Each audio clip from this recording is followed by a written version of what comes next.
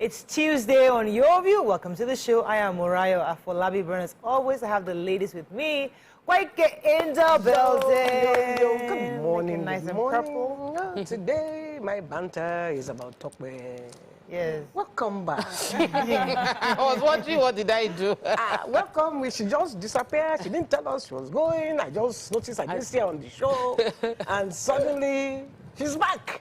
Actually, we were busy ourselves. I announced to everybody. Meanwhile, thank you for the lovely bag you. It happens when you travel. I said I have to appreciate a few people on the trip. There was this particular lady that I met in Las Vegas. She came, she was like, you can't.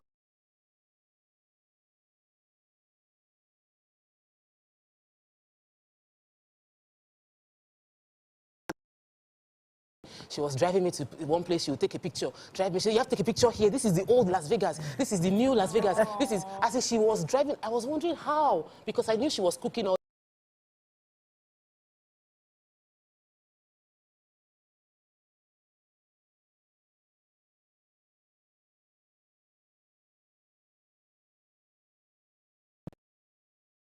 Think of bringing up the name, but I'm truly grateful for them. I'll try and bring it up and mention it a bit later. But we have fans everywhere, and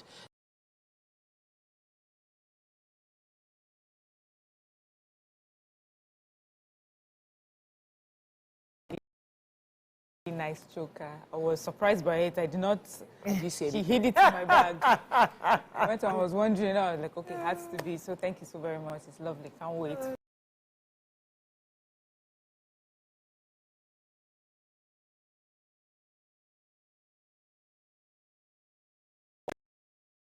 I doubt so. Maybe I haven't received it yet. My own gift was for Christmas, so she didn't give me gift when she came back. Oh my goodness! I'm so sorry. I've been trying to get a certain foundation, so she saw it and she put it for me. Thank you very much. Appreciate it. Is that not a gift? Because it's something I wanted. I know it's nice to get something you didn't think about. But thank you, Angela. Don't mind me. I actually appreciate it because I've been looking for that particular foundation for a while. I hope you got like 5. I saw this tweet that the meaning for if you are looking at somebody eating and you are looking at them and they're eating, it's called groking. So someone now tweeted under it. So you are telling me that long throat has a different meaning. Oh, we all call it long throats now. Nigerian language, Nigerian balance. Exactly. Long throat. Okay, let's go on a short break. When we come back, we go through the front pages of the paper. Stay with us. We'll be right back.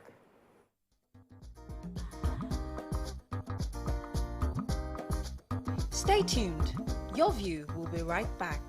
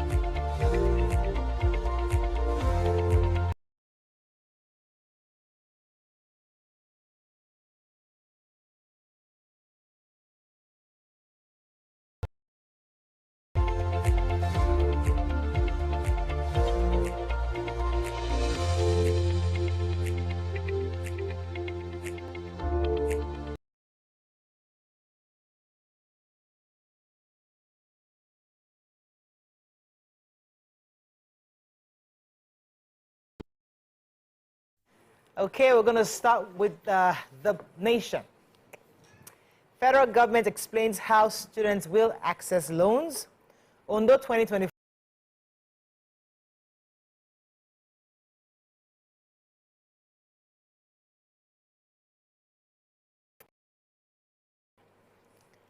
Why my cabinet is large, says President. Court okays new association for lawyers. Dangote reclaims Africa's top spot in Forbes 2024 billionaires list. Okay, which story? Okay, I'll take the major headline. The federal government explains how students will access loans. So the process for accessing the student loan program on the federal government, they say will be seamless, and that there will be no human contact. And that means that it will be an app. So the Executive Secretary and Chief Executive Officer of the Student Loan Board, Dr. Akintoye Sawyer, was speaking to reporters yesterday after they had a meeting at Aso Villa, and was explaining that, first of all, it will be an app, and this app will just ask you some questions, and it's open to everyone, you know, that all Nigerians that can apply. He also mentioned that it's also open to Nigerians who, like, vocational, for those who are interested in acquiring skills outside tertiary institutions. They said that some of the things that you would need will be your NIN, your BVN, and that when you finally do get the loan, if you're finally qualified or eligible to get the loan, that money goes straight to the school. So of course you have to put in your admission number and all those things to confirm the school that you're going. So there will be no in between, there is no middleman. Just go to the app, put in all the required information, and if you're eligible, if you're qualified, you will get your loan. He also talked about how he sees that this will go a long way in curbing a lot of things. For many Nigerians who are traveling, you know, through the desert to Europe for better opportunities, this will help. For many who are dropping out of schools for financial reasons, this will definitely help. So we're looking forward to the implementation finally. I wanted to take the story of the Ondo State Governor, Lucky Datiwa, who began consultation yesterday for his governorship ambition. He summoned a meeting as the new party head at the Dome Igba Toru Road, Akure. They said about 450 stakeholders, 25 delegates from each local government.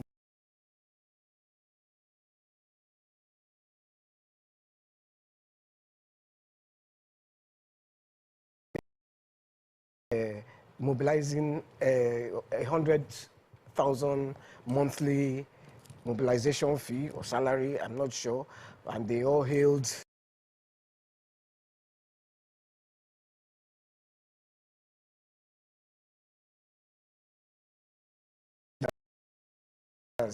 yesterday. I think this is true, but they are denying that any money exchanged hands. Okay.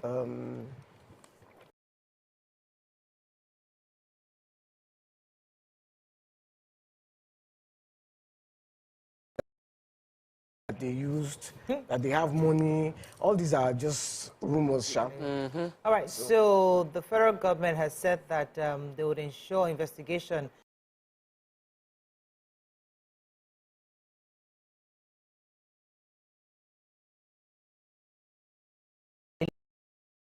Alake was in the state, and he was taken around by the Governor Makinde, across the estate where the explosion occurred. He said that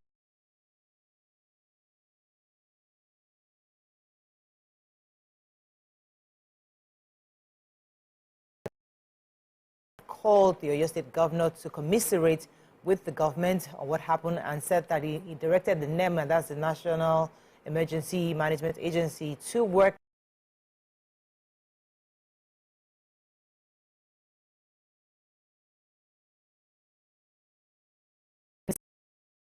had visited, and he said that the investigation will be publicly conducted and made public afterwards once it's out. He also said that threats were being made to his life.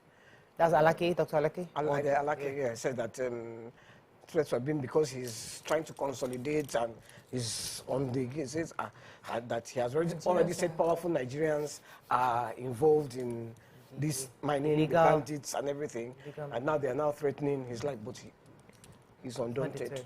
Okay. So the court has agreed for a new association for lawyers.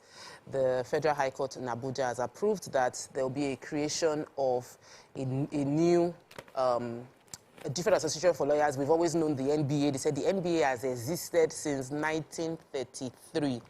But now there are expectations that there will be a registration of a new bar, a new association for lawyers. The names have been brought up, either Nigerian Law Society,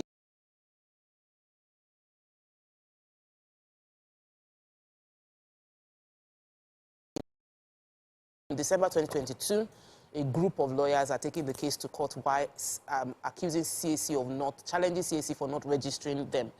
It was led by Lagos-based SAN, Kole Gumba, and it was saying that they were announcing that a new legal group, Law Society of Nigeria, and they were, however, confronted by challenges from NBA as well as the CAC against registration. There are a few issues with NBA, and I think that the issues had been,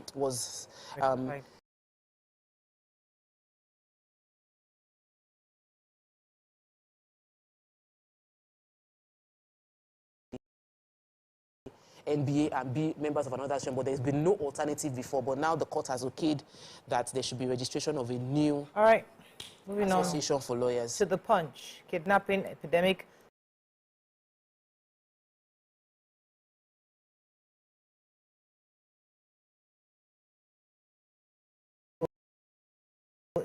Will affect performance, says Tinubu. Dangote Cement hits 10 trillion naira capitalization.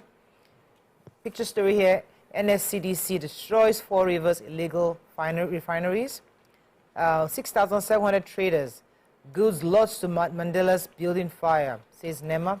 And Akeredolu for burial, February 23rd, says family. Okay. The Nigeria Security and Civil Defense Corps said its men destroyed 4 illegal oil refining sites in Cotton Channel 1 in Degema local government area of Rivers State.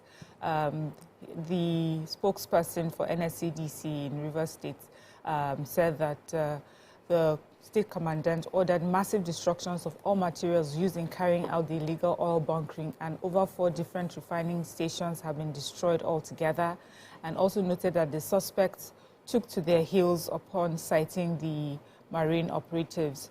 They said that with renewed vigor to combat menace of illegal oil bunkering activities, vandalism of oil pipelines, and illegal dealings in petroleum products, the marine unit of the NCDC has foiled the operations of owners of local refineries. Sorry, there's a part of this story that I have missed. I need to say because it talked about, yes, so they said that the Corps had suspected oil thieves to vandalize facilities, including pipes belonging to Sahara Oil, the siphoned crude oil, and thereafter established an illegal refining site. So these are what the legitimate oil business people have been talking about. So they find a way, create a channel from the legal pipes, and then create their own illegal refineries. I mean, I'm happy that this seems like, you know, government is really on their case now, but they have done it for so many years.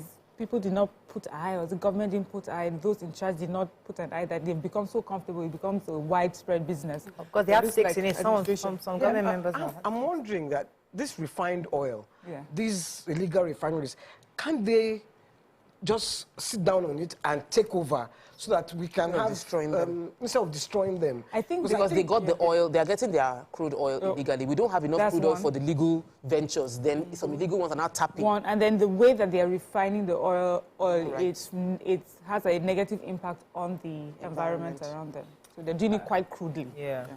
Let's go on a short break now. When we come back, we continue with our review. Stay with us. We'll be right back.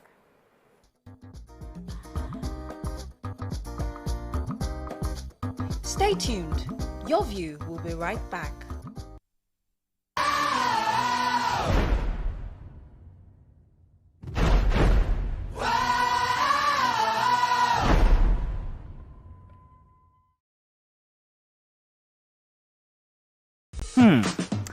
So, have you ever wondered what happens behind the curtains of a man's mind?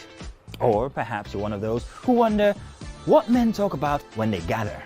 Well, here goes. Imagine what it takes to put together the perfect cocktail. Or maybe mocktail. We need a bit of sports, a sprinkling of current affairs,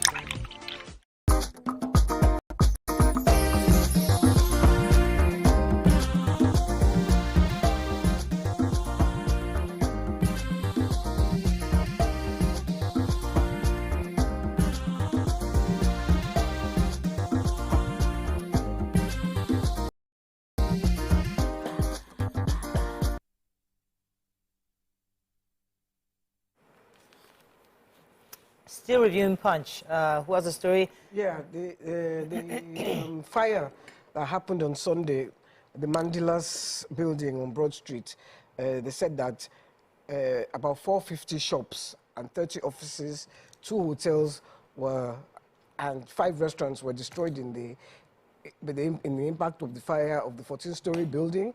They said billions of naira were lost.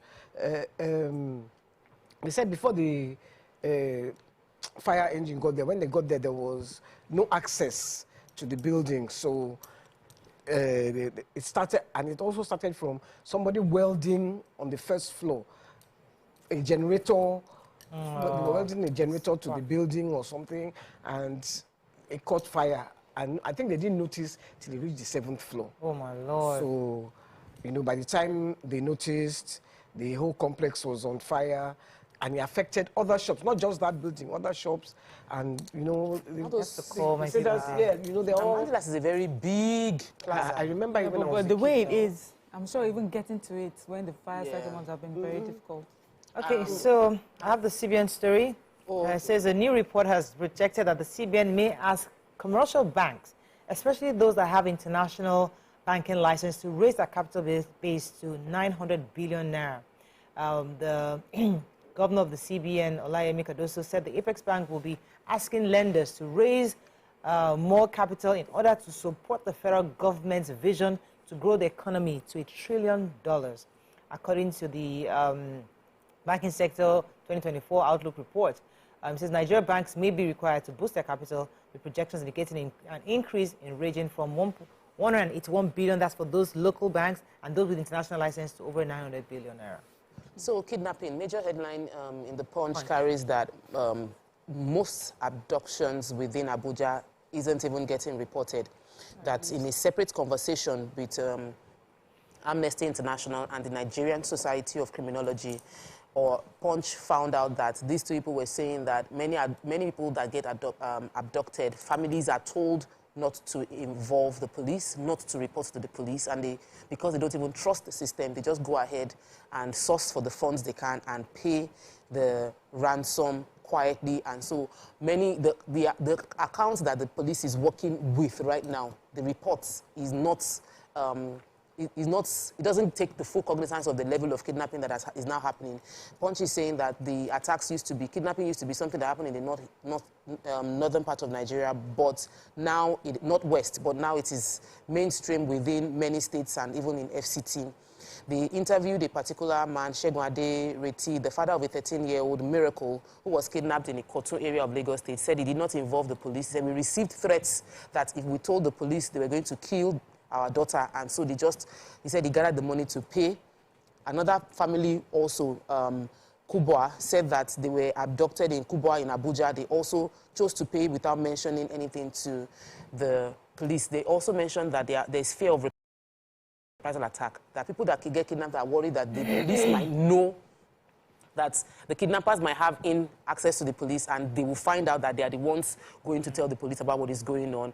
Even some Agore residents refuse to mention their names. That right now, if you walk around in Agor Palace area of Lagos State, it is extremely dangerous. That case of kidnapping in Agor Palace area is not new, but it has become more common late last year, and that they acknowledge that the police has come to rescue for some people, but that most cases you pay ransom before you see the victim. Just a general assessment of kidnapping in Nigeria and how it is largely underreported.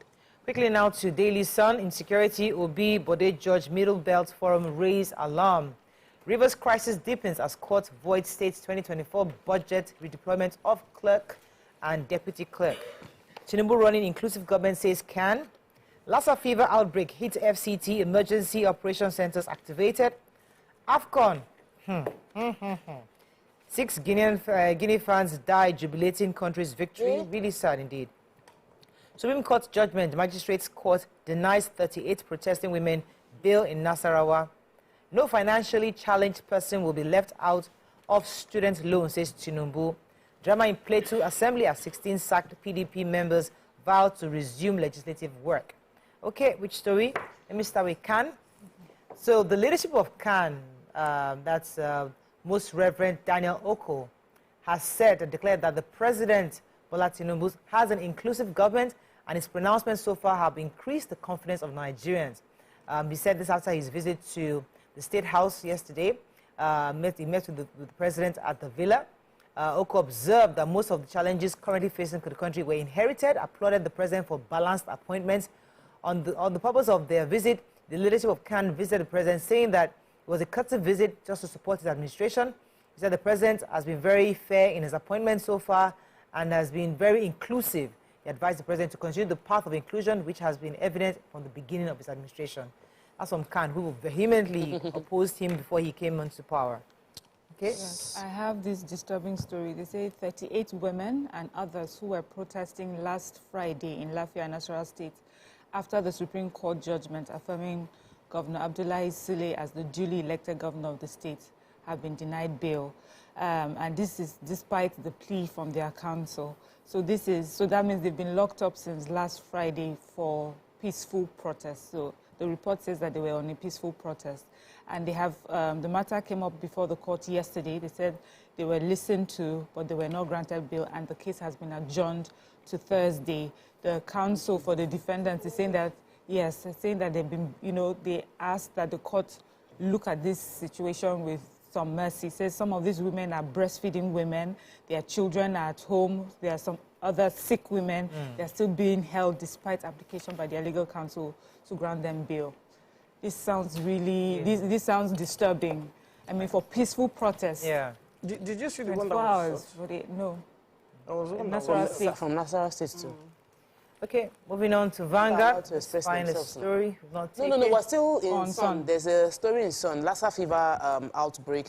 There is Lassa fever right now in Abuja. Confirmed in FCT that there are 2 cases of Lassa fever confirmed. A 14-month-old baby and a 15-year-old female, respectively, have been confirmed with Lassa fever. There is no mortality. They also mentioned that as of January 15, 2024, the Lassa fever department in Abuja also has raised this as a way to ensure that everybody is aware that it is now, because we know it is communicable. So once it's already in a community, it can likely spread if it is not handled. But there's been no mortality within Abuja. Of course, they've been battling it in other states before now. They mentioned Bauchi, that they had a few cases in Bauchi, the Tafawa Balewa Teaching Hospital in Bauchi. They also mentioned that it also involved a baby and a 14-month-old baby and a teenage 23-year-old. So I think parents, from all the reports, it's more of younger people that are falling into it. Maybe they pick things from the floor or they are eating. Parents need to be more observant, and we need to educate everybody around us about how to prevent Lassa fever. Vanguard, quickly, I know Waike had a story. I wanted to take the... Daddy, don't allow them kill us. Father of kidnapped sisters, recount daughter's ordeal in captivity. Major headline, rumpus over relocation of federal agencies to Lagos. About an explosion, apart from dead bodies, we picked up body parts from rubbles. Kidnapping, Tinubu approves emergency procurement of tackling equipment. And over 1.1 million new COVID-19 cases recorded 28 days globally, says WHO. Okay, which story? Why do you want to take that story? Yeah, so the Mansour Al-Qadir, and the father of the 6 girls that were abducted, said he had come home from work about 7, and he was not feeling very well. They gave him food, but he said his daughter should make him ogi, pap. He ate just a little, and then he went to lie down. He told his wife he wasn't feeling too well. He went to lie down. He had just moved in 2 months ago to this house, you know, and so they hadn't completed it, you know, they hadn't put in all their furniture. He said he was sleeping, I think it was late at night, maybe midnight. He heard this banging. So he went and checked. He saw them at the gates, banging the gates. So he went and told his wife, armed robbers. They switched off the lights, and they got in. The armed robbers now got in, and then... But while they were trying to get in, so there was time. While they were trying to get in, he tried to call the neighbors. He couldn't get anybody. He called his brother and told his brother to get help. Get the police. So the brother was now coming with the police while they were in the premises. By this time, the armed robbers now got access to the house, made all of them lie down. They now tied him up and started to, I can't remember what he said. He was doing to the daughter. He was tied up, child. I think maybe, I'm not going to say because I can't remember. But that then his brother, he now saw them coming. Yeah. But the bandits too had seen them, so they went into other houses and they started firing. They killed his brother. Oh. His brother that went, killed his brother. I think 2 of the policemen got killed. They blocked off, the police car blocked off the brother, so the brother couldn't escape. Anyway, they now took all of them. And then killed his daughter. The bush, he said, for 8 hours. And he wasn't even wearing slippers, he was wearing shorts and a singlet because he was in bed. He took all of them to the village. He said one of the bandits was very friendly. So he was talking to that one. Now I said, better do what Oga says. Do what Oga says. He said the guy was trying to speak Yoruba, but I don't think he was Yoruba. So they asked him, is he a soldier? He said, no, he's not a soldier, he's a civil servant. He said, best thing, just bring the money. The Oga now spoke to say, I will release you to go and get the money. Make sure you bring the money or we'll kill your daddy, your daughters. The daughters started begging, Daddy, don't let them kill us. Don't let them kill us. That's how they released him. And they asked him how much. He said he could afford 2 million. They said, which 2 million? You should count how many children that they have here. Yeah, go. He finally raised the money, not before that first child was killed.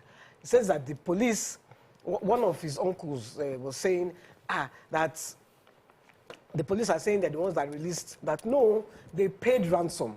And the bandits told them where to go and pick the children, the girls. So the police just followed them to where to pick up the children. They said they saw an army post when they were going to drop the money. They now said, please escort us. That's where that's how they picked their girls. Very, very sad. You know, he's going to be traumatized for life. He can never be the same. He lost his brother that night. Then his daughter was killed. And traumatized. He will be traumatized. His wife will be traumatized. Lost 2 officers. Unfortunately, that's all we can take on Front Page Review. We have to wrap up. Really, really sad story. On our hearts go out to that family. Just a painful story. The kidnappers chose the location, chose everything. We're going to break. We'll be right back.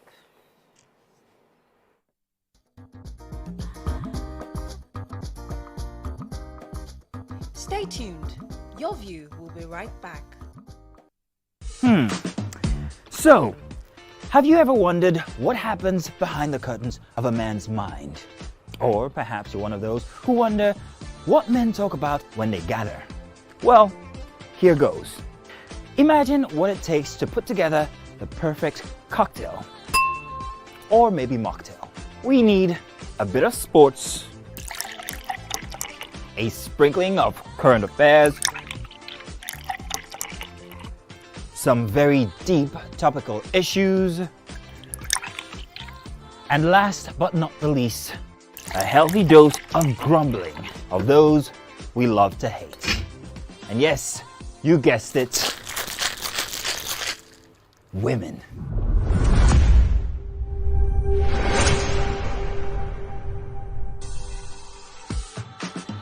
So, if you catch the drift, then you're onto something. We will provide you with the right insights into most of your curiosities, right here within this beautiful cocktail we call the Black Table.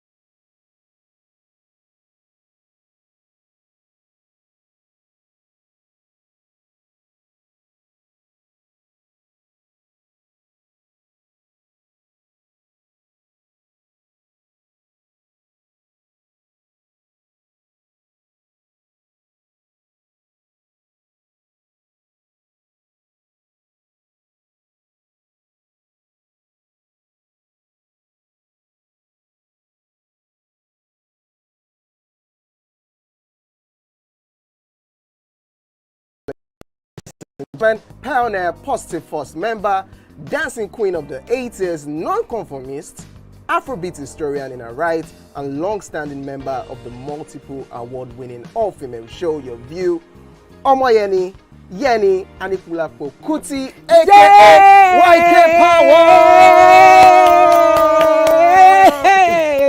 Ginger! Take it. Today we'll go here. Hey, I didn't read you. Are you sure? Ha. I'm not here to answer questions, I'm here to drink. We're in trouble today.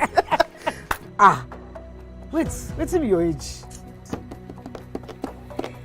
I was close now. Eh? I said 1975. He said 73. He said 75. Fellas wasn't even born in 75. So will I drink half? You go drink. Take. Make I help you. Russian. No be half. Which half? You will make me drink. I'll give you a hint. Lights in no.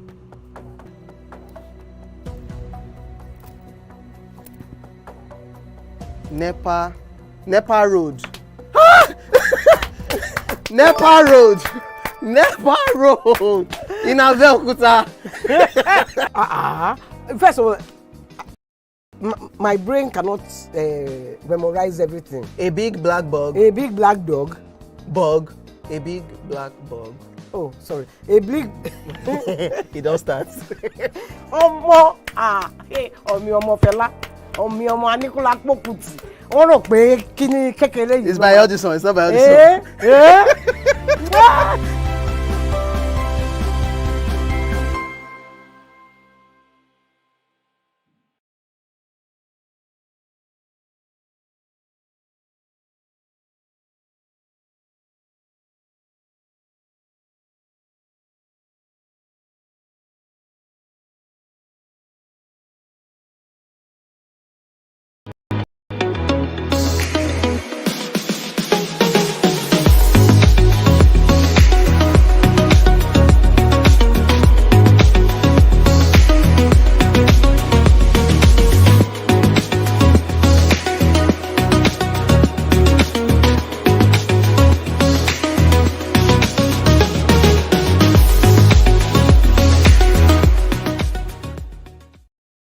Ladies and gentlemen, make welcome the one who can make time stand still forever, Mr. Kelechi Amadi. How are you doing, sir? I'm good, my brother. You love that intro, Abi? Yeah. It was great. Okay, yeah. Thank you. We try like that. Thank you. Now my question, which I feel is a cheap question. Oh, go ahead. What does ISO stand for?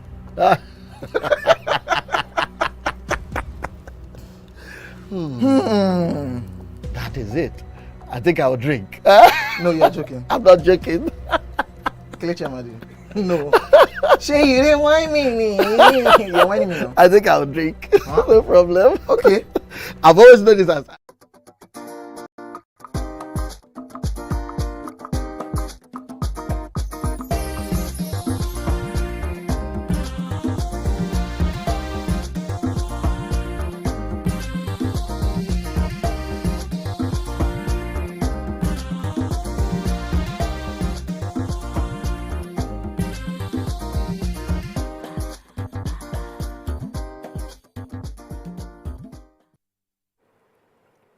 Thanks for staying with us. Welcome to our sponsor segment. Joining us now is the head sales and marketing manager, Rural Properties and Allied Services, Mr. Oludotun Olaoye. He will be talking about Top Grange Farm Estate Scheme. Is an avenue to have an additional stream of income, and I think it's one of their new projects. Welcome to the show, Doctor. It's good to have you again. Thank you for having me. Good morning. All right, so tell us about this new product, this Top Grange Farm. What is it about? What's the scheme about? Okay, you know, when you were talking about it, you said it's a new product.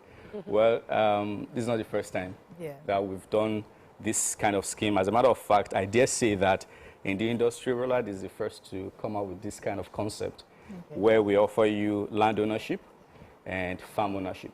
And we say that this concept is a sure way to generate passive income, right, through real estate, because while you are owning the land, right, over time, unlike the traditional way of buying into real estate investment, you buy the land and you wait for a while, right, before you can get value from it, right? But with Top Grant Farm Estate, we are saying that even while your land is appreciating in value, right, we continue to farm on it, and you begin to enjoy farm income on that piece of real estate, even within the first 12 months of owning the property. So Top Grant Farm Estate scheme basically offers the opportunity to own the land, offers the opportunity to own a farm share, and also continue to enjoy a yearly farm income from that arrangement, end to end, while you are doing nothing and while it is 100% risk-free to you, because we take all the risk on us, assuring that whatever comes, whatever happens, your passive income is guaranteed at the end of the period. So that's what the scheme is about. So you mentioned that this is, you dare say, that you're the first to introduce this scheme. Yeah, it's been on for since as far back as 2008. Okay, so what has the success rate been since the time? Excellent. It's been excellent. Since the time we started to talk about Top Grant Farm Estate, we've had this new cycle. We've had about over 100 people, you know, key into it within 2 months of launching this new scheme. And when we did the last one, we had about over 500 to 700 people key into this scheme in the last one, and everybody, in fact, they are coming back, you know, for more of this scheme, right? And we dare say that we are happy to see people at the end of the day getting, you know, value? Smiling to the bank, as it were, you know, like at the end of the day, you are sure that there's something coming that is going to sort whatever thing it is you want to sort, helping you to meet your financial goals at the end of the day. So it's been great. It's been great, and we are happy to even continue to do more, you know, as an organization. Yeah. What does a subscriber stand to gain aside from the annual farm income? Yes. So earlier when I was talking, apart from the annual farm income, number one thing that you start to gain is rapid capital appreciation on your piece of real estate, right? I've said it before. When you see a piece of real estate is bushy and everything, the moment you clear that bush, the value has increased. The moment you put road in front of that piece of real estate, the value of that property has increased. The moment you begin to put perimeter fencing, the value has increased. So by virtue of the activities that are going on that piece of real estate, continues to rapidly increase the value of that property. So you are not just only gaining farm income, but you're also gaining capital appreciation rapidly than you would if you just left it fallow, right? Number two is that there's security on your piece of real estate. Meaning that, you know, there are people that buy piece of real estate and they go away and they come back and they find that some people have encroached because you've been away for a while, and then there's this back and forth, start proving why you are the owner, why the person is not the owner. But in this case, that's not the case, because there's continuous active use of that property. And by so doing, we provide adequate security, securing what is yours in that place, such that whenever you come back or whenever, and, you know, no matter how long it is, and you are ready to possess your piece of your allocation, you are sure that it's guaranteed safe. So there's security guaranteed for you, you know, as a subscriber to Top Grant Farm Estate, right? So these are beyond annual income. These are the things, and if you look at it, these are the things that people are skeptical about. These are the things that people want to ensure. You know, is my property safe? Is it secured where it is? Is it going to appreciate in value? These are the pointers that people look out for when they are owning a piece of property. Yeah. So tell us about Ekpe.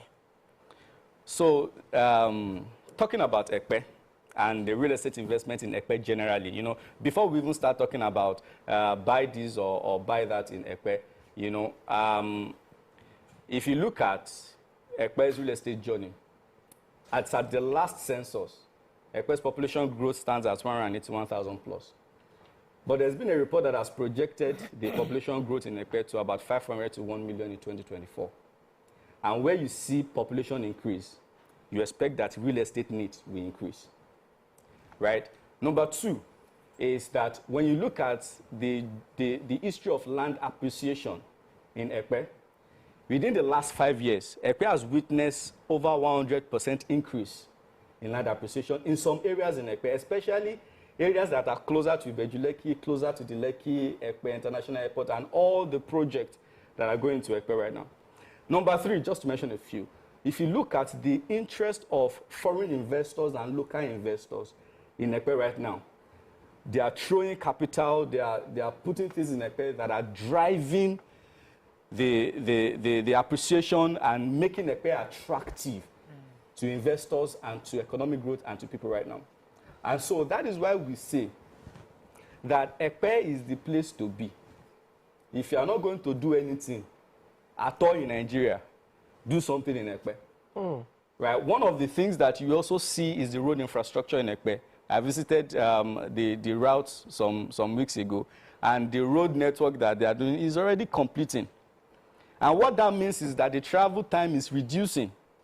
What that means, and if you see the quality of the roads that they are putting there, is concrete. They are building to last. And they are not unwise. It's a wise infrastructural development because of the level of investment that is going to, and that points to you the interest of the government in that area.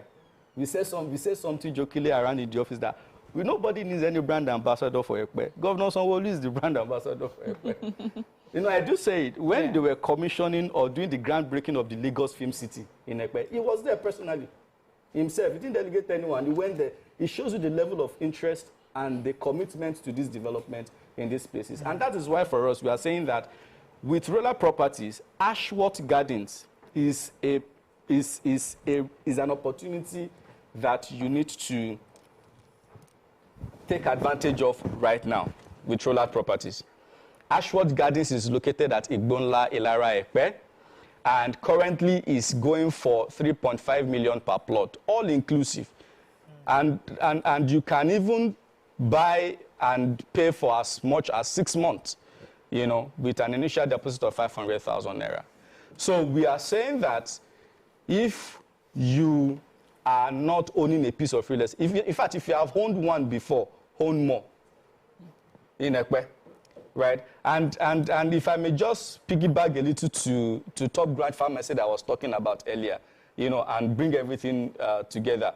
There are three things that they say they are the basic needs of man: food, shelter, and clothing. With what I'm sharing today, we've catered for food and we've catered for shelter. Right, with the top grant farm estate, you have the shelter, you have the piece of real estate, and you have food. Right, and then clothing. Of course, you are going to generate the amount of wealth to cater for your clothing. Exactly. And that is what we are saying, that this is like, you know, I've come to announce that Roland is your one-stop shop for all your real estate needs. Okay, I think we can end with that. Thank you very much. It was a pleasure having you here, Mr. Lawrence, to tell with us on rural properties and this initiative for helping people to make additional income, which is good. Thank you very much for joining us. Thank you very much for having me. That is all we can take on this sponsored segment. When we come back, move on to our hot topic of today. Stay with us. We'll be right back.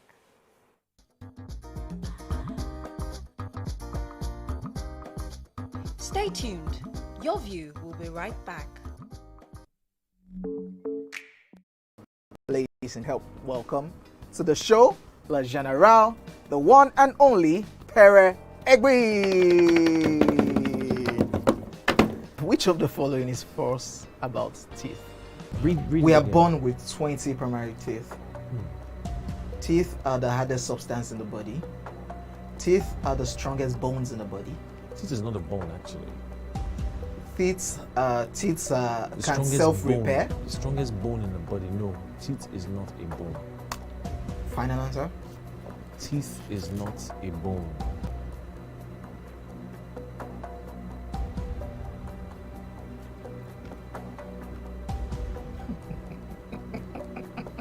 You know what came to my head now? That sound. Crickets. So, editor, you can put that cricket sound there. You can still put it down too.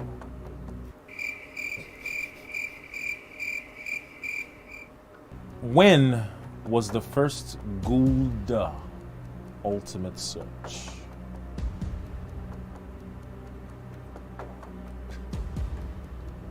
Editor? Don't put any cricket sound. I'm talking. West, and even the Southeast. If you believe you have what it takes to be one of the ladies of your view, post a 1-minute video of yourself telling us why you think you can be one of the ladies of your view. Hashtag the ladies of your view, and we'll love to invite you for an audition. If you make the cut, you start your journey to becoming one of the ladies of your view. We can't wait to have you on the table. See you soon. Doubt and fear doesn't occur at the canvas, it shows in the canvas. It shows the conation of raw earthen material slabbed, stroked and molded at a pace provided by the doubt and fear. Every move way in the struggle of one to the other, merging the past to the present, brushstrokes of colors seen but not known. For when the wailing stops, the pieces settle down in abject beauty erected for a century of a century. Speaking, advocating, protesting as the arts are meant to be.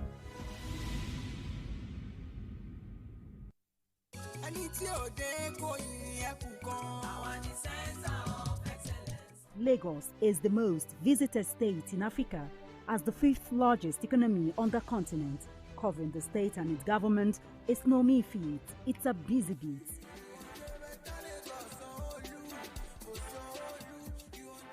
We go beyond the curtain of tapes to traveling far into the deep. I want to thank the Lagos State government for the healthcare facility. To bring stories that cut across all spectrums. A greater Lagos shall be ours. We tell you stories that define our collective well-being as Lagosians. I'm Adedoja Salamadini. I live in Lagos, inside Lagos.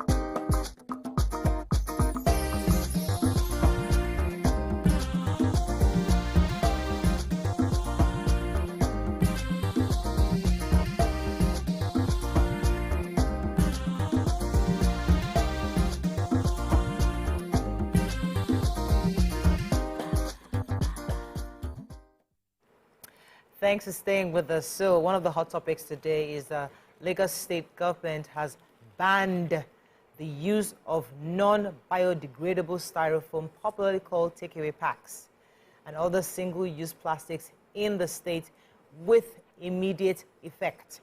According to the Commissioner for Environment and Water Resources, Tokunbo Wahab, the ban has become necessary due to the menace these takeaway packs and other single-use plastics are causing to the environment.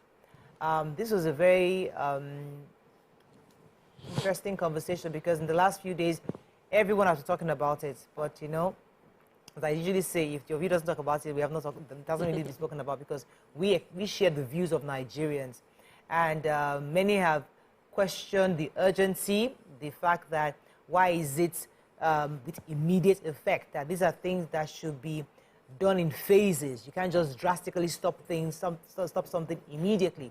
Others are saying this is a health emergency to many communities. You know, you can't wait, you can't phase it, you have to do it now. The same way the president during his opening speech said, subsidies gone now. So it's something that you have to take very decisive actions. But what are your thoughts on this? You can call us on the numbers on your screen, 081 076416790 09024163440. You can also tweet to us at TVC Entertainment _. You can and hashtag YOURVIEWTVC so we can read your tweet. Since we have an environmental advocate in the house, and I know that you've always done a lot of work when it comes to stuff like environmental degradation, and this is an interest to you. So I'd like you to start. What are your thoughts on this Okay, so I understand we've been hearing lots of opinions about how the government has decided to, ban it immediately. But I just want to highlight, first of all, the harm this particular styrofoam can cause to us and our environment, just so that we understand what it is we're even talking about. Yeah. So yes, we understand a lot of you cannot have your ewa going without these styrofoam packs, but the truth is that it's harmful to us as human beings, our environment as well. So first of all, these products, they are non-biodegradable, meaning that they do not break down. So if you have like paper, if you have like food waste, you know how it goes back into the soil and then continues the food cycle or the life cycle. This doesn't do that.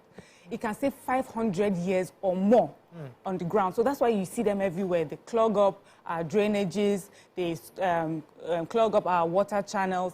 They've caused flooding because, they don't allow water to flow freely. You know how it is in your environment. You can see in that video. We know every time we see waste, this is what we see, our water bodies filled with this. Then eventually what they do, when they are breaking down, they break down into tiny pieces called microplastics. And then they get into our food chain that way. So our fishes feed on this thing and enters their bodies as well. Causes themselves malnutrition, blockages in their bodies. Our animals eat this, causes all sorts of harm. Then we eat it as well. Now the production and the breaking down of this product releases harmful toxins. These toxins affect us. Now many studies have shown that those who use it, those who live around where these things are, have a higher risk of getting cancer. So those of us that eat from it, where if you live close to a landfill, you know how we handle this sort of waste in Nigeria, we burn them. When we burn them, those toxins come out into our air, we inhale them. And so this is an emergency. So for me, I feel government has done a very good thing. This is because it may come to some people as a surprise, or where's this coming from? Environmentalists have been advocating for this for many, many years, even before it got to this point. But I admit that, sometimes when you have this conversation with regular, everyday Nigerians, you realize this is not a conversation many people have heard, they're familiar with. So obviously it seems that the channel of disseminating information is, is skewed in some way. And then also advocates have accused government of, these policies have been there, of just talking about it, but never putting a real stance behind. There hasn't been like a strong will to follow through. So this, for me, is the first time I've seen in Nigeria that there is will to push through on such a health emergency. So I don't say anything wrong, and I just want Nigerians to look at it from that point of view, realizing that government is doing something finally for our health to protect us. What are your thoughts? Who else was on the So for me, Mariam has handled the environmental side with such passion, and I think that people need the information so they understand the perspective of the government in preserving the environment. This is the job. He's doing his job.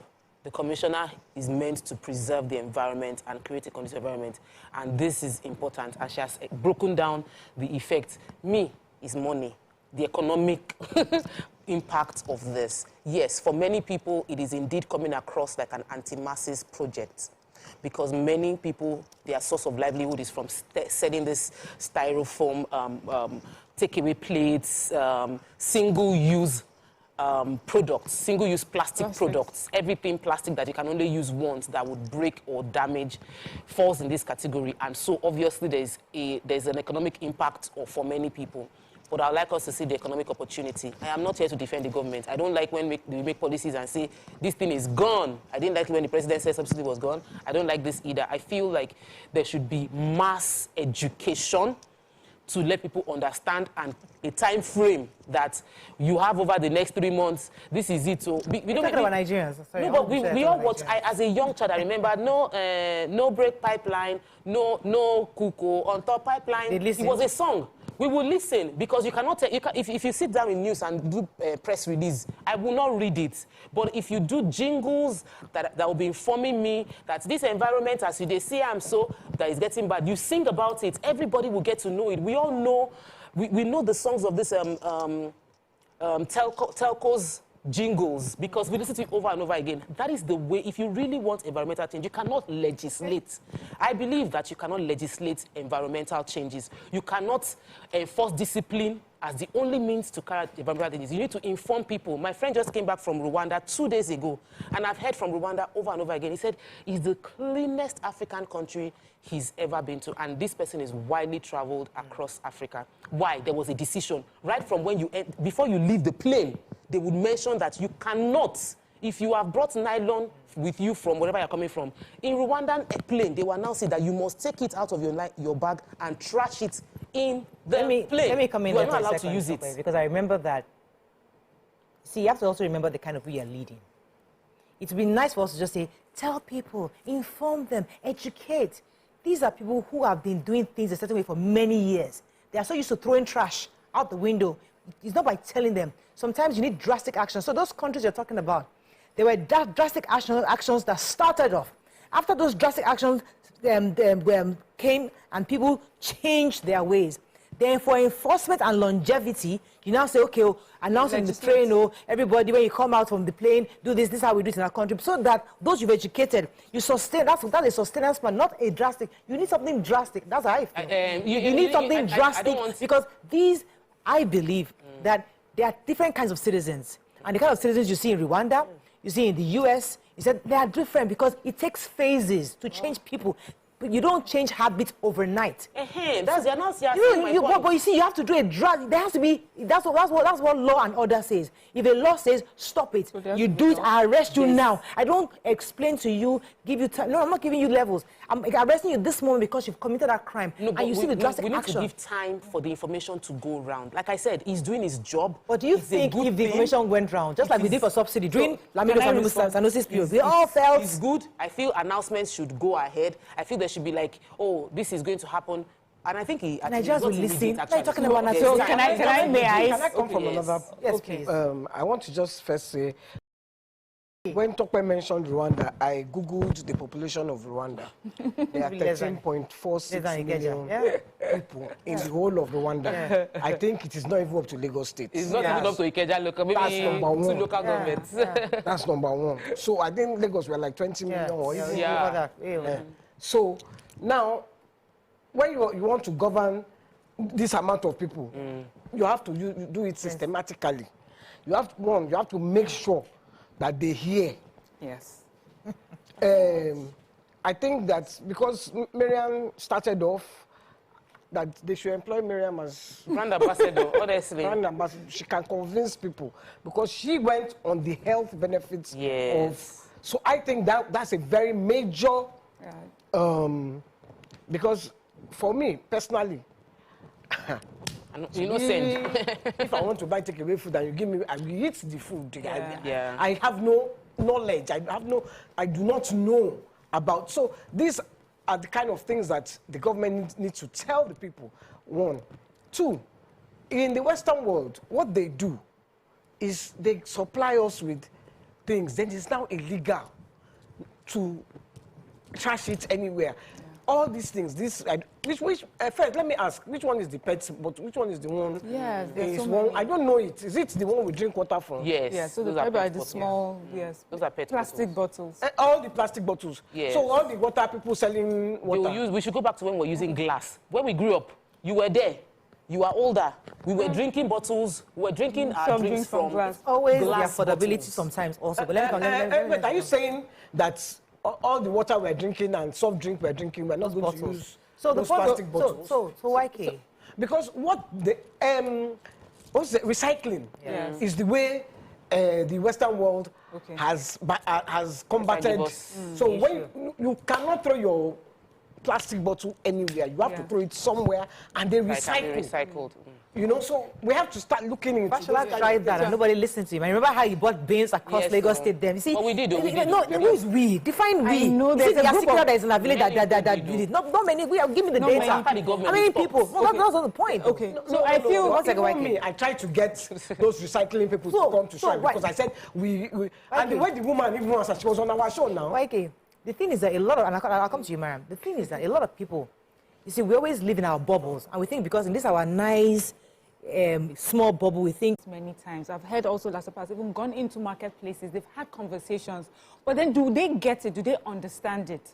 You know, anytime I talk about environmental issues, people will tell me it's an Oyinbo problem. This one is English, talking English. You know, there's a thing about Nigeria. There's a way we receive this sort of information because we don't take it as our own. This is not our, you know, this has nothing to do with us. So we need to find out better ways to reach out to people so they understand that it's truly about them. That's on the one hand. Now, we have to be honest. Some countries that have gone this way have done it in phases. So we have UAE. In 2023, they had given like a 1 year where they were going to ban plastic. And so in January 1st this year, it's gone. So I don't know, unless if you live there, I don't know if they were able to send proper information. But how did they ban it? They ban importation, exportation, circulation. So it's not just about the person using, the person buying it and bringing it into the country. The person making it and sending it. That has to be done as well, so that it does not look like you're just punishing users and forgetting to handle the major players in the business. And I hope that also this coming, the ministry was able to sit with those who are in this business and talked about it and say, please, going forward, we need to stop it because of how it affects our environment and the Nigerian Let me take this citizens. Call. Mohammed, you're calling from Abuja. Thanks for calling. You're live. Yes. First of all, I want to appreciate that. Extended producers as well have responsibilities. It's only those who are into plastic bottles and nylons that have been taking responsibilities, while the styrofoam producers ignored this call. Government has been using carrot and stick approach. Now is the time to use stick. The producers are to create awareness in end of life of their products. So that there have been series of meetings with manufacturers through the PRO, producers responsible organizations. It doesn't affect bottled water, according to this person. It says because there's a solution for that through recycling, single-use such as straw, some selected nylon bags. So those ones can be recycled, but these styrofoams are the ones that are saying that. Okay, can I talk about I think the plastic that they're talking about is like straws and things. Yes. It's not the bottles. The bottles can be recycled, yes. So let me talk about the money. You know, I said it earlier. I said you follow the money, you understand she's environment, we talk money. But in the money's perspective is that majority of Nigerians are wasting a lot of money on those styrofoam plates for food. Waste. You want to buy food of 300 naira, you buy styrofoam of 150. The cheapest styrofoam you find right now is 100 naira. That is money that can get you more food, carrying into something that would hurt your environment and is not feeding you in any way, and your health. So can we now discuss the fact that everybody, when you leave your house, carry your cooler, carry your plates. If you are buying food, you buy with your plates, and then you take your plates back home. It is a discipline that is necessary. One, we're tightening our belts financially, and two, we are preserving our environment, because if you don't preserve your environment, you will get sicker, and it is expensive to be sick. It is cheaper to prevent. The policy came and there was no timeline for implementation. I had to go and check. It was immediate effect. So immediate effects, Nigerians don't like it. But like Mario said, understand your people and know that if you give them timeline, it will not work. So just start what you want to start. It doesn't necessarily affect the bottom of the pyramid as such as the industries that have created they've created an economy around this thing. They produce it, they distribute it. These people need to start distributing multiple-use plastics, because what we are saying is stop distributing single-use. Even COVID. Go and take, you know, like we're begging Nigerians. You won't tell me that they didn't educate Nigerians on COVID. We over-educated. They will just choose not to, because you can't force. No, I disagree. I'm not talking about the vaccine, YK. I'm talking about not talking about the vaccine either. I'm talking about when they ban those, don't move. Everybody sat down in their house. No, because there's people that that could go out were people like us who had to come and. No, because people saw people dying. They'll come out. People saw people dying. Why? That's what they came out. That's the drastic action the divine had to do to get people to stay in their houses. Yes. So I wanted to. If you came out, they arrested you. So let's we implement. I'm telling you. If they enforce it. Talk where you are saying. Listen. I'm shocked. Anyway, I can take this from YK, but talk where you of all people, and you know. know that that Nigerians, I said I understand. I have seen when they were talking about, I'm trying to remember the one with when Jonathan was around. Was it subsidy? I think it was subsidy. Yes, I can't remember what it was. We try to educate Nigerians, but they choose not to listen. I know. And it's very difficult. I'm not trying to defend government here, but I understand even within my small community, even within my house, within my estates. Don't do this, don't do that. It's difficult. So if you think we're all on the same level where we can understand the issues, we're not. We agree we're not. Okay, so there was a point I was going to make, though, the point about the manufacturers. Yeah. Because look at the flip side now. So the government says now. Yeah.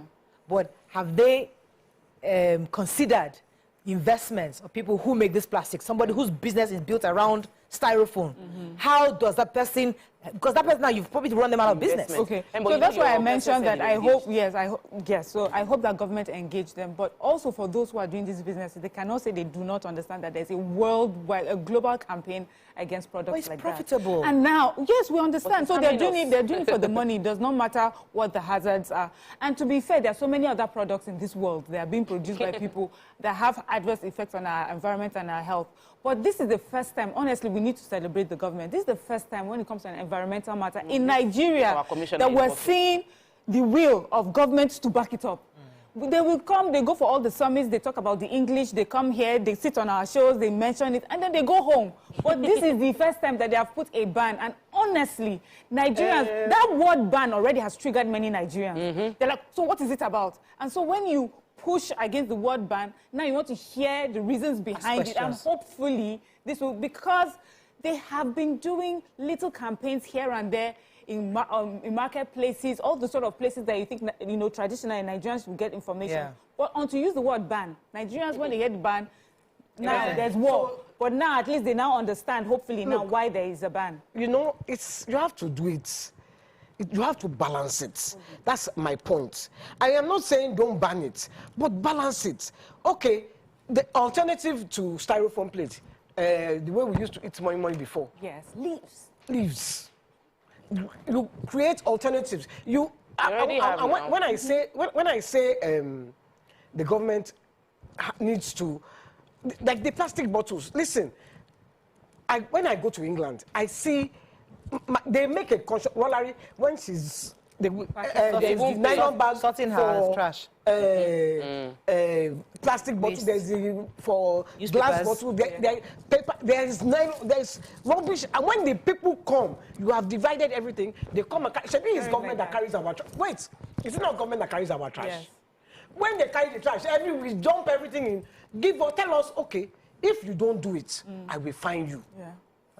Let me pause you for a second. When you tell me that I'm running the you will find me. Let me pause you. Let me pause you. You know why? The difference between there, in this place, in one household, you can have 15, 20 people are here. The person that is taking out trash tomorrow is not the same person that took out trash the next day. They're different people. The point is that we're in Africa, things are different. Even the narrow streets go allowed to even enter. It's very, very difficult for the trailer, the recycled truck to even enter some places. It's a different world here. The point is that you're right in the sense that in the world, right, and it's in phases. Where the example you're giving they've been through the phases of this crudeness. They've been through that phase, and they are where they are right now, where people can actually wake up and sort out their newspapers, their glass bottles and plastic bottles. Where we are right now, we dump everything, even ordinary in your kitchen. People still don't. In my own kitchen, for example, I have two thingies, one for plastic, one for trash. Most houses don't. They put everything together. Even I am so used to folding my cartons. People are not. They just throw the whole thing. So it takes time. That's habits from Yes. Okay. So these are things that takes time for us to do. It's not going to be something that we assume that's going to happen. You're right. It's not a culture yet. Yeah. But it was not a culture in these countries as well. At some point, we had to build it. Now, in calling out the fact that, we're Africans, we are 15 people in a particular place, the streets are narrow, they cannot get, it's all excuses. Because, Auntie, you and I, people like us, still are doing the same thing. And it's not because we have not heard the information. Do you understand? But you know, we know better, but we don't do better. We don't do better. Yeah. So, Waike, I just want to give you information. I know Loma had given out bins, and I have those bins, where you have the bins for recyclable products, you have the bins for regular trash. Many of us don't use it. We don't use it properly. Now, in my estate, almost every corner, there are these bins for bottles, you know. Yeah. You see the thing. No. Why can't you just listen? I'm talking about different sets of people now. I'm understanding that Nigerians, there are different groups of people. And I'm also putting the blame on people like us that have the information, know what to do, and still don't do it. So we cannot sit down and say, oh, this is just an African thing because Africans are not yet exposed. Is that even those that are exposed are not doing it. Now, what will make people like you and I do it, is when they ban us, when they tell us that we have been banned. Now you and I will get upset. How dare they? Do you know what my rights are? And then we can have the conversation. Now, hopefully, when we get it right, those who are, in a different category can get it right. You talked about people that come to pick up our trash. They're not educated as well. Honestly, sometimes I wonder, I'm like, how can you come picking up trash? You don't know, you as the trash picker, that you should separate it. They don't understand. So a lot of education needs to go on, but even not need to show example. That's what I'm saying. Let me take this call. I'll come to you. Yakub has been holding for a while. Good morning, Yakub. Thanks for calling. Yeah, thank you very much. Good morning, and everybody. Good morning. Sister Eni, good morning. I go with you, ma'am. To me, as far as I'm concerned, this very particular reform is good, yes, but don't forget that we are in democracy. The word of with immediate effect should be able to remove from that kind of thought. Because, see, you cannot just come and say that this thing is bad. We are not in the military. The question is this: have you had conversation with those people that are producing this very particular thing that we are talking about? Even the plastic, you need to call them, talk to them, let them see the reason why this is supposed to be banned. Even though, look at what you just showed to us. Look at the drainage. Look at how it is. Yes, it is not good. And then it caused a lot of hazard. Yes, I understand. But with immediate effect, come on, how could you do? We are not in the military. So, because if you say that with immediate effect, okay, what about those guys that are selling food and all those things? They are using this very particular thing to pack their food. Are you telling me if I go out and buy food with this very particular thing, and then we are going to get me arrested? And then mind you, Morayo, let me even shock you. Even though if you want to infect this with arrest and all that, I trust my guy. They will collect, I'm sorry to say this, they will collect the bribe and leave those guys to go. Even whoever commit that offense, they will let him go and then they will collect something. That is it is very difficult to even make sure that you arrest people that are using this very particular thing that we are talking about. So what I'm saying is that you have to give us time. Let people know the reason why you are banding. Don't say it with immediate effect. This is a democracy. Good man and God bless you, man. Thank you very much, Yakub. So I feel that I've said it several times that you can't legislate cultural change. You can do the legislation, but the true change, for you to achieve true change, there must be a plan to implement it. You must have the time frame for monitoring, consistent monitoring, and you must report on the progress you are getting. One of the challenges we've had in Nigeria is, even though in Lagos we've had the same party in power, policies have changed, knew the enforcement of that thing, people will just believe that you don't stand for anything, will do anything you want to do. So yes, I'm applauding the Honorable Commissioner Wahab for what he's doing, but like I'm worried that the next commissioner everybody will just go back to status quo, and the next person will have to start this overhaul again. Can we create a system that, regardless of whoever is in power, good policies are followed through from the beginning till the end, so that our children will have a country to meet? Let me take this call from Salisu, calling from Kaduna, I believe. Hello, good morning. Good morning, Salisu, you're live. A first-time caller. Welcome to show from Plato. I've been trying for years to read this program. Alhamdulillah, I've gotten you. Alhamdulillah. Yeah, so I really appreciate what you guys are doing over there. Thank you, sir. Regarding the topic at hand, no, that's why some of us from not here, just in particular, look at Lagos as too elitist for us. How can you say with immediate effect? We are now trying to create jobs, and how many millions will this decision take food away from? So from your analysis, I can see the hazards in the economy, in the environment, but this thing should be done in phases, not with immediate effect. Please, Governor Sanwo-Olu should now have a look, or the commissioner in charge of the Ministry of Environment, I believe, should now have a second look at it. Thank you very much, Salisu. You know, I remember something. I remember something from Fashola's book, and he was talking about data, the importance of data. That one of the problems we have in this part of the world that we don't use data. We don't have information. We just guess. So you are seeing those pictures. You are thinking, it can't happen to me. It's just trash. It's just them. But if you have data that tells you that picture you painted number of people, where from even the broken down 500 years it takes you, where somebody gives you the life cycle of a styrofoam, how it gets into your fish, how it gets into your animals, how it comes to you, cause your kidney, how you now looking for liver transplant all over the place. Yes, why are you for family? thank you. Those things, if somebody is able to paint that, they give you the data of how many people are eating these things, the numbers, we begin to see things differently. But right now, we don't have data. Morari, this is where you are doing what we need. Because what I have been saying is that information, if you disseminate this information, you can do this information that even the market woman will hear you. You can. I agree. I said that now. Abdullah, who just called Salisu said the people that are going to lose jobs, people will get jobs because they are the people that are going to disseminate the information. That's where you will create jobs. Because first, advertising, TV, billboards, that one. Pass this information. Tell me, like I said, use Miriam, but Miriam speaks a lot of English. Get me somebody who will speak broken English. She will speak to the people that understand English. She is speaking to her people now. Then get another person that will speak to their own people. Their Yoruba Nollywood. It's another way of passing information. Put it as plays. There are several ways you can do this thing. I agree. That people will understand and people will accept. Then you have given people jobs as well. This thing is, there's no... anybody selling styrofoam right now can sell plastic. Anybody selling styrofoams right now today, after this ban, can start selling plastics immediately because plastics are not banned. So they're not out of job. And I have already analyzed to Nigerians how this is already saving them money. So obviously, the idea of the economic impact is not as bad as people are thinking or making it out to be. It's not. And in addition, if you're already in this industry, the recycling business is millions and millions of dollars worth. So you can even get jobs that are still in this industry that you can look into and invest in recycling.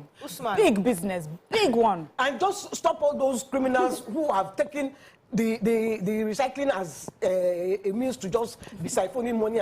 I know my friend's son. He bought the machine, he bought everything. By the time they finished with him, he packed his load and left Nigeria. It's power. It's just diesel costs that will finish. Thanks for calling from Abuja. You're live. Hello, good morning. Good morning. Yeah, I'm a first-time caller. Welcome to the show. I've been trying this time for so many months. Stay out. Yes, so I'm very happy. I want to compliment the program. My government, all the people, I pray that you people are presenting this program. You relevant authority how they are here. I hope they are hearing. It's hard. If it's breaking up, we can't really hear you. Oh, okay. I think I'm going to go on a short break. When we come back, we continue and wrap up on this topic. Stay with us. We'll be right back.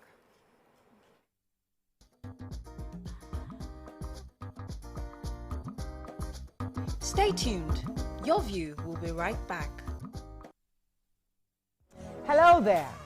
Here is a golden opportunity for you to be one of the ladies of Your View.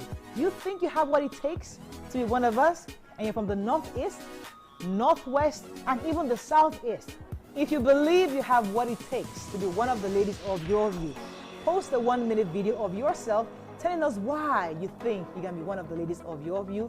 Hashtag the ladies of Your View, and we'll love to invite you for an audition. If you make the cut, you start your journey to becoming one of the ladies of Your View. We can't wait to have you on the table. See you soon.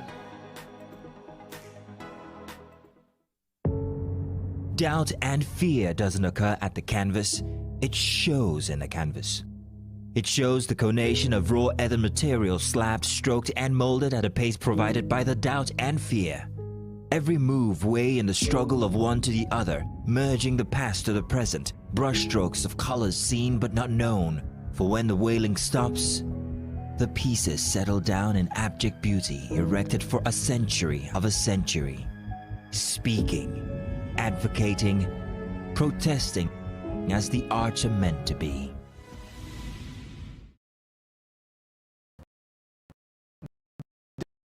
This is 7 of 7J. on this social experiment called the 7 of 7 is Owen G. What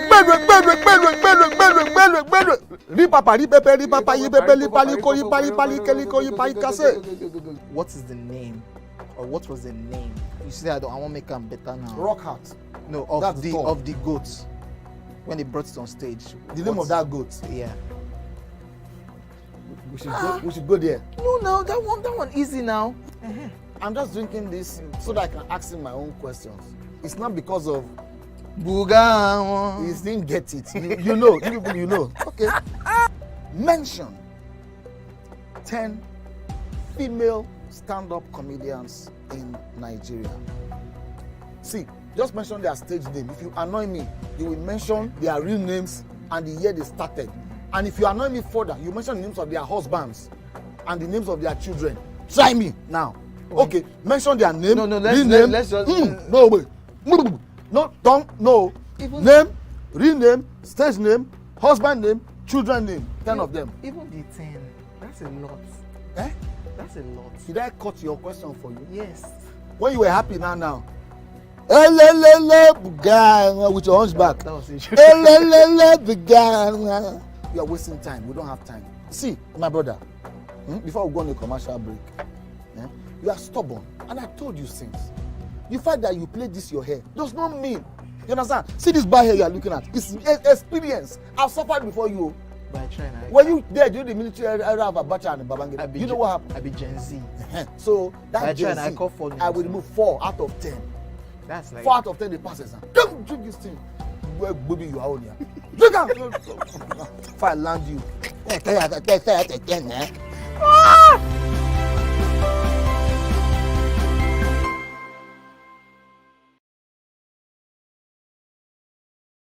The Cathedral of Drama at the University of Ibadan. Nigeria had only recently gained independence from Britain and political corruption was at a high. Shoyinka's plays and poems became increasingly political and he began giving speeches protesting government corruption.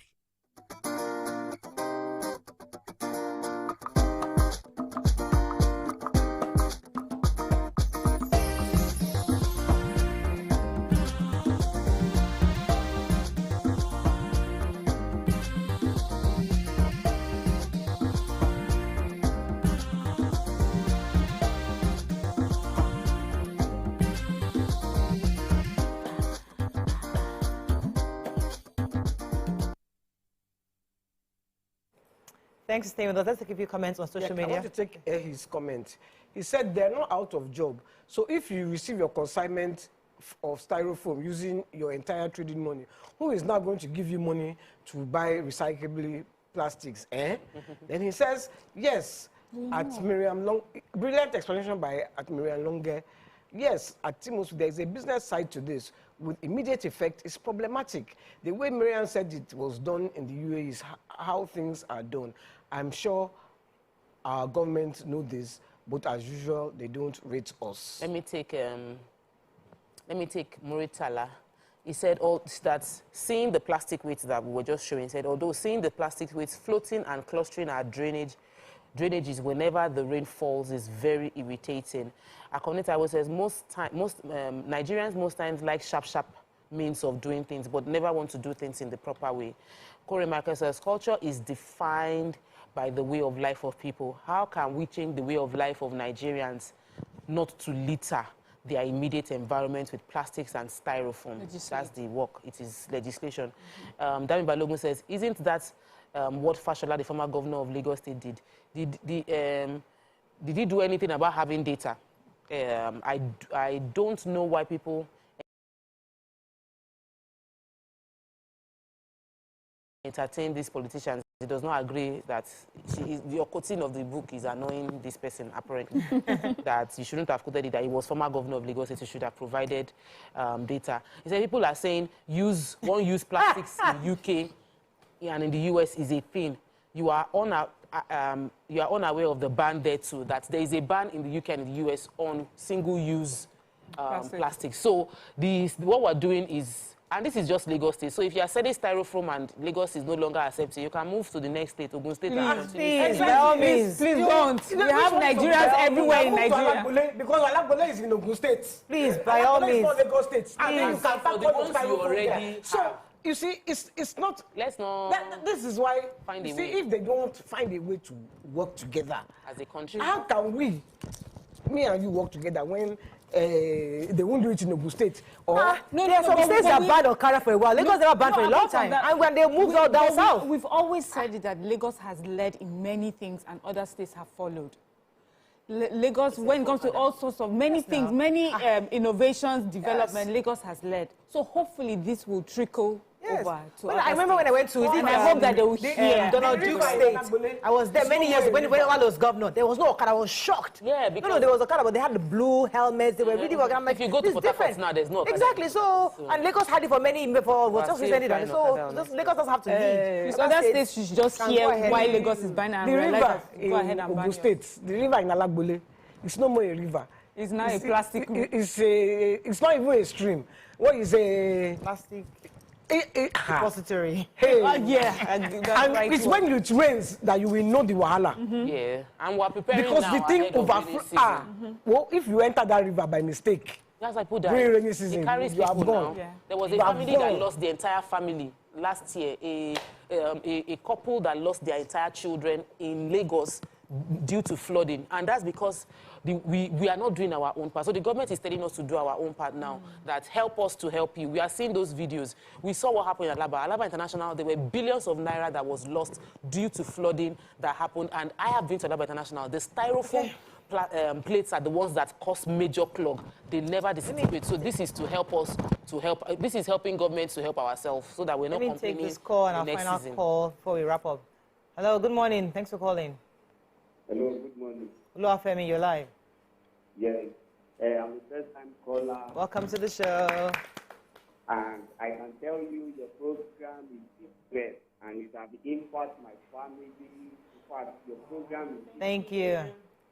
So let me just go straight to the point.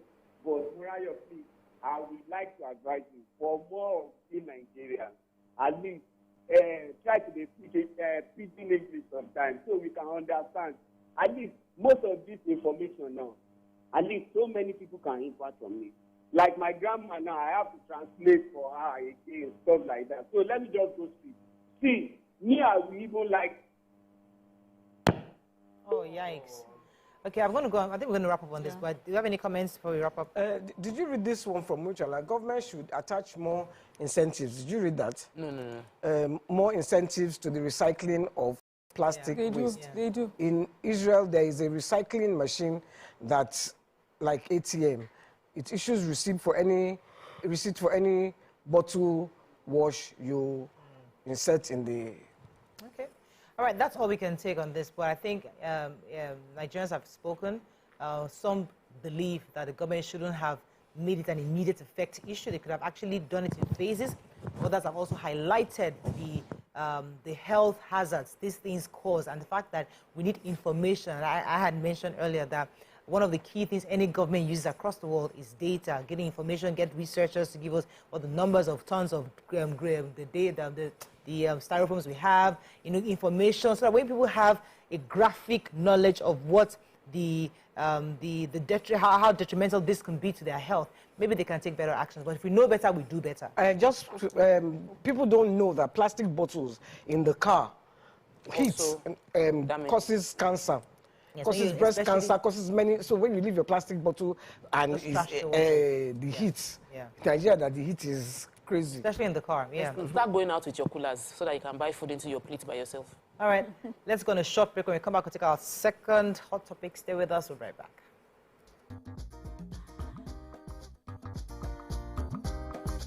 Stay tuned. Your View will be right back. Hello there. Here is a golden opportunity for you to be one of the ladies of Your View.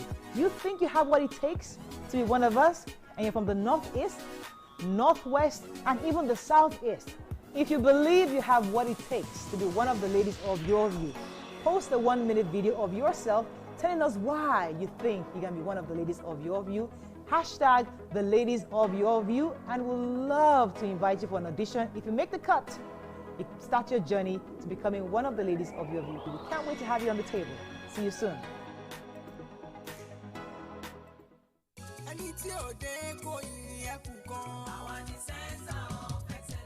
Lagos is the most visited state in Africa as the 5th largest economy on the continent. Covering the state and its government is no mere feat, it's a busy beat.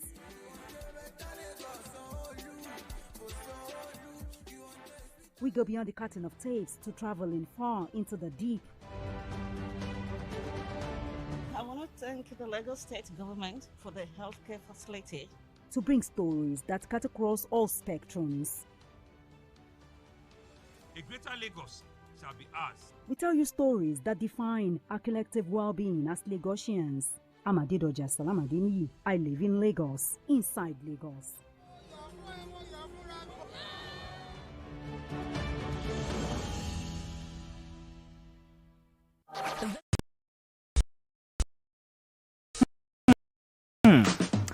So, you ever what's behind his mind? Or perhaps you're one of those who wonder what men talk about when they gather. Well, here goes. Imagine what it takes to put together the perfect cocktail. Or maybe mocktail. We need a bit of sports, a sprinkling of current affairs, some very deep topical issues, and last but not the least, a healthy dose of grumbling of those we love to hate. And yes, you guessed it, women.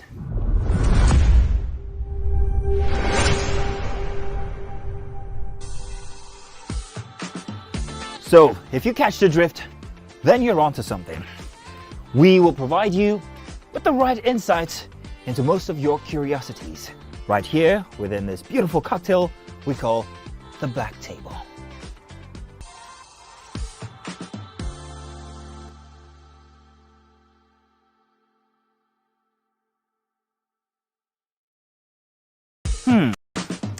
So, have you ever wondered what happens behind the curtains of a man's mind? Or perhaps you're one of those who wonder what men talk about when they gather. Well, here goes. Imagine what it takes to put together the perfect cocktail. Or maybe mocktail. We need a bit of sports, a sprinkling of current affairs, some very deep topical issues, and last but not the least, a healthy dose of grumbling of those we love to hate. And yes, you guessed it, women.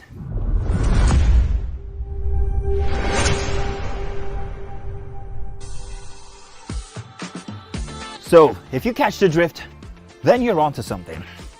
We will provide you with the right insights into most of your curiosities, right here within this beautiful cocktail we call the Black Table.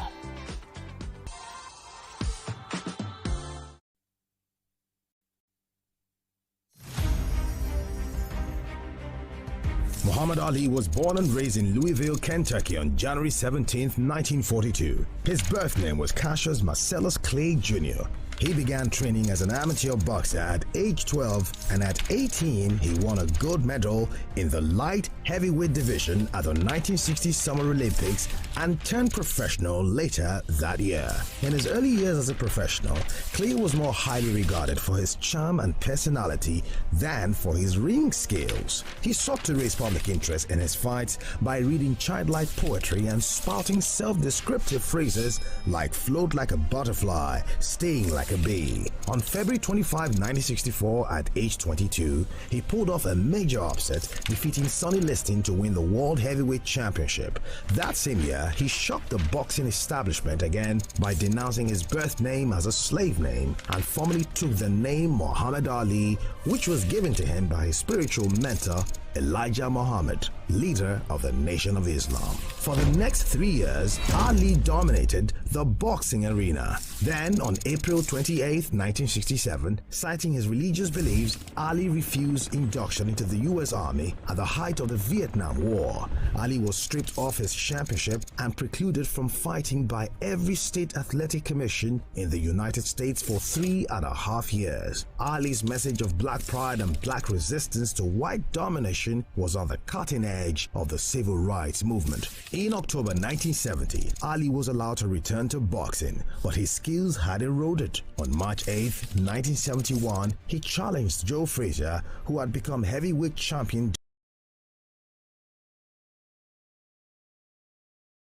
during Ali's absence from the ring. It was a fight of historic proportions, billed as the fight of the century. Frazier won a unanimous 15-round decision. Following his loss to Frazier, Ali won 10 fights in a row, 8 of them against world-class opponents. After defeating Notting in a rematch, he fought Joe Frazier a second time and won a unanimous 12-round decision.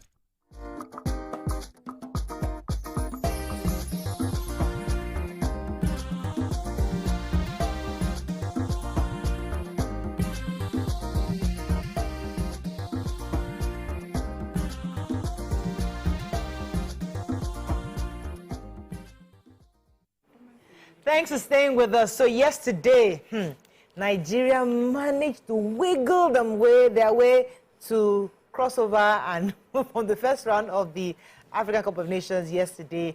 Unfortunately, the big guys like Ghana lost out. They got a 2-2 draw to Mozambique yesterday. Many of their fans were really hurt. And unfortunately, Ivory Coast, the host of the AFCON, unfortunately lost out yesterday to 4-0 to none other than Equatorial Guinea. Now, we kind of wiggled away because it was a home goal that was scored against themselves, that we got 1-0 yesterday against Guinea-Bissau. And it was for Nigeria. Let's leave Nigeria aside for a second. We'll come to our own people. Let's go to the Ghanaians and those from the Ivory Coast. They were really hurt. You know, we don't do much of football on this table. Yesterday, the emotions were high. Yes. People were watching 3-4 screens just to not miss anything. Well, what are your thoughts on the loss, especially for Ghana? I read the comments, not even for Ivory Coast, actually. I read the comments on Linda Ikeji's post because she posted the video, and that's how we got to know about the drama, because I've not been following the football. And they said Africans and violence are 5 and 6.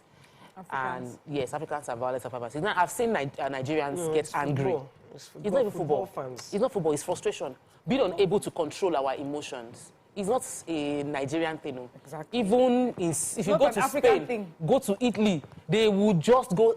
Southern America, there is football. So that's I'm addressing the comments. There were several comments saying it was an African thing, that Africans and violence are 5 and 6. No, it's not about Africans and violence. This was a case of emotional attachment to the football and the expectations that they had. And I don't know how football has gotten into our bloodstreams to that extent, because even my dad was watching the match and he was at the edge of his seat. Like, he will move to the front, say, Daddy, calm down, though. Your blood pressure. He said, I don't have hypertension. The next thing, he's jumping, he's moving. I'm like, as he's going to, we scored a few goals. What's going offside? On? I was so upset. I was just angry. I was just, it was not the match that frustrated me. It was the drama of my father. I was angry with Nigerians because we had I don't watch international football. I just have a thing against it. But when Nigerians are playing, I pay attention. Our defense for me was good. I think we had a very strong defense. But that ability to score, they couldn't score. And they managed to win a few goals, but it was freaking offside. And I was really angry. I was really upset, but I didn't want to go to Nigeria because I would get passionate. Let's just stick to Ghana and Ivory Coast and understand their emotions. Let me come back to you. I was saved many years ago as a young child. I made the wise decision not to watch odds, especially the one that involves my country. I'd rather wait. People will tell me how it went. If it went good for us. If it went bad, at least I was not there. Because as a child, I noticed I was having blood pressure just watching this thing. I will never forget, one of my aunties would be praying, Father, in the mighty name of Jesus. Football is a game. I don't even understand how it gets into our system like that. Like, what do they give them? Now, football fans all across the world also tend to take it to another level, especially English fans. British fans. What? They're horrible. The violence. And then I think I remember a long time ago when they said a particular player, I think it was Argentina, one of those countries, made an own goal. And then he was shot. He was killed by a fan. You know, so these things really worry me. And then to now see how the particular story that we're taking right now, they broke down the buses. And I think also with Nigerian players, we've had Nigerian players come up to Nigerians, cussing them out. How dare they? Let us please separate the players from the fans. So the issue with Nigerians, just to protect the players, because it looks like we are entering a level of violence the fans are having, because these are star players in their own right in various countries. They come from all over the world. Some of them are fantastic players for Arsenal, for all these big teams. You now come home and you're not able to score. That's the grounds they're having. You're big stars. You're big deals. But you know why now? For whatever reason, you're not able to come together and score. That was my own issue with the Nigerian Eagles, but they look more like eaglets yesterday. So go ahead. Go ahead. They look like eaglets. I was really upset. I wanted to smash the TV. I was angry because, especially that woman referee. Okay. I got pissed about her because she kept using that virtual reality. And she kept I was really mad at her. And I wish they didn't put a woman because I was mad at her. I wish they put a man as a referee because it made her a bit more lenient. Can you see Maria's reaction? No. Can you see how, already I'm feeling uncomfortable. I'm just angry at that woman. Every second. That's women. We do things right. I'm like, what is wrong with you? Football just makes people too emotional. Yeah. It's a very emotional sport, and I think the footballers should realize this before they get on the field. That because people I'm reading some of the comments and Nigerians won't do that. It's not true. No, when I was younger, and Nigeria played a match at the stadium, and they were losing. The Nigerian fans at the stadium, throwing things at them. Apart from they just fashion them and start facing the fans from the other team and abusing their own players. You know, you don't find foreigners doing that. They will hear their own, whether they are losing till the end. I grew up in a house where my father, when Nigeria was playing, like, my father hardly smiles. I mean, maybe to his friends, he's a stern guy. When Nigeria is going to be playing, we prepare. Get jerseys, the community, everybody's ready. We buy the daddy buy star, there's drinks in the house. We're seated waiting for the match. And it's a really, it's that time where we come and unite. And yesterday, unfortunately, I didn't pay for my yesterday. So I had to go look for a neighbor. I had to find a neighbor. So you took this energy to your neighbor's house? Yes, that was my neighbor's house. I hope they are like you. Because if you come to a house like mine, we'll leave you alone downstairs. My dad was like, he was at the edge of his seat. He'll be jumping. When they are getting close, he'll be like, I say, hey, I cannot understand what is going on. Let me take caller. Good morning, caller. Thanks for calling. You're live. Yeah, good morning. Morning. Yeah, good morning, ladies. Yes, you're live. Yeah, I also felt the way you feel, Morayo. Seriously, it's so bad. Yesterday, I almost smashed my teeth. Now, what kind of thing is this? What is changing? At least, and to our players, they're not doing at all. Seriously, I don't know. I think maybe probably I think they are there already. And we see. It does look to me that corruption has eaten every of our We can't hear you very well. Unfortunately, I think the phone lines are really bad this morning. I'm so sorry about that, but thank you very much. You know, another one that I like us to talk about, the painful Ivory Coast. They are the hosts. All of us left our country to Ivory Coast. They received us, and yet some clowns beat them 4-0. Not 1-0, not 2-0, 4-0. They were crying like babies. Yeah. They literally were crying. So when they were running and scoring, what were they doing? No, they actually scored. It was offside. I was... You felt bad for them. I felt really bad. So this guy on one of the blogs says, make una never laugh them. because our players are nothing to write home about. bunch of clowns. Yeah. So you see, this is a Nigerian abusing his own player. Somebody said Nigerians would insult you online. They might not throw, because this one they destroyed the buses. We must highlight that. We've seen they destroyed buses. How to express our frustration for human beings, getting violent, trying to hit something. It's normal. It's a normal human reaction. It is now how well you have controlled yourself. If people will be in that same place, feel that level of frustration in Ivory Coast, and they will not hit the boss. They won't. They will feel really bad. They are hurt by the match, but they won't hit that boss because they were able to control themselves from resorting to their 2-year-old self and their 3-year-old self, which is where we throw those kind of tantrums. So those things happen, but we need to learn how to control it. And then we also start punishing people that do it. This is a bus that belongs to the country. It costs the country money. We do it in Nigeria too, where things will happen. My flight got cancelled, Benin flights. I said, the airline person that knows me on TV said, please leave the place. So we are about to announce that we cancelled flight to Benin. He said, all the airline, everybody has left the counter because if you cancel Benin flight, you will collect. And guess what? As I was in the corner, as they announced the cancelled flight, they could not find anybody or the counter to beat. They started hitting the counter. Will be this? You cancel my flight. Why I go sleep for this night? The next thing, the policeman said, don't destroy the bowels of the policeman and beat the policeman. So you need to order. These are the people that you tell them not to recycle, to take the trash. These are the Nigerians. So, you tell them, please don't put styrofoam. If this ones watch the match and we collect 4-0, for our own obodo. Just don't play it in Benin. Don't play it. Don't play it around my people. But they will show. Honestly, I'm very worried. Have you noticed that it's the underdogs that are shining? They're shining. Equatorial Guinea, Guinea-Bissau, Mozambique. I mean, Mozambique is a country that we don't even reckon with. Yeah. Where is Mozambique? If I ask them, from our own group, they don't know where. From our own group, people thought Ivory Coast and Nigeria would make it. Yeah. They didn't even think of Guinea-Bissau. Who is Guinea-Bissau? But the poor outing, could it be that you bring all these star players playing different countries and then give them very little time to be able to play together? There's no synergy. Yes, so you're right. The synergy was probably teamwork. Guinea-Bissau, teamwork. So Equatorial Guinea was able to make it Mozambique. in our group. Mozambique. So these are countries. Mozambique, they give Ivory Coast 4-0. How can you give the host country 4-0? It's jazz. That means that it's jazz. But you know, our own was prayer. It's just our own was prayer. Prayer was what got Nigeria. That same prayer can lead us because it's prayer. Because the first one, the first prayer was penalty. The second one was no. It was prayer. Prayer can get Holy you to semi-final. So we have a different Holy Spirit in Nigeria. So is the Holy Spirit going to get you to the final? This is what we are fasting and praying. This was Nigeria. I'm looking at Mariah's face and I'm wondering. I'm surprised you're looking at me like this.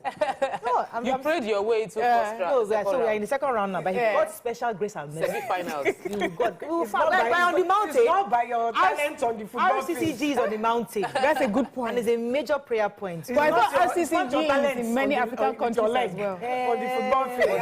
They are partial to Nigeria. We have to wrap up. I think we are God's chosen people. We wish the Super Eagles the best. Honestly, I know that. But those boys are fine. For Mariah's those boys are handsome. Our boys. I don't watch international players, so I don't watch them. So I'm meeting them for the first time. I'm like, oh God, man, these are our boys, are Nigerians. Oh my goodness, cute boys, small children, 20-something, I'm like, oh, cute. So I just hope they can make us proud. But they're really good boys, Yeah, well done. So wishing them the best in the next matches. Okay, I think that's all we can take. On today's, do we have any comments? We have at least 1 minute left. Yes, so we have comments on YouTube. Somebody was saying that I don't want them to quote me. My in-laws, I said, I want to go back home, I beg. Leave me at this Benin. I said, the Super Eagles of today are too much like Afro-pop music. They are not like the Super Eagles of the 90s. Let me break that down for you. They got dreads, they're pretty. They look like they're just here for rap game. They're here for the hip hop. They're not rugged. They don't look like Abokachi. They don't look like what's that guy? They don't look like they look like they're party. They're jabotas. They're a bunch of. Muritala says football has developed beyond having talent. Football has developed beyond champions. Oh, why is this skipping? Football has developed beyond having some set of champions forever. That is why punters are losing their hard-earned money. So that football helps us appreciate our emotion, good times and bad times, unifies us together. That's all we can take. Says Super Eagles always give people headache. After them, Yekini and Amaka chair, we never get fantastic That's teams. how you know it's old school. All we can take on today's show. Hope you learned a few things as we have. Have a great day. We'll see you tomorrow. Bye for now. We're done. Bye-bye.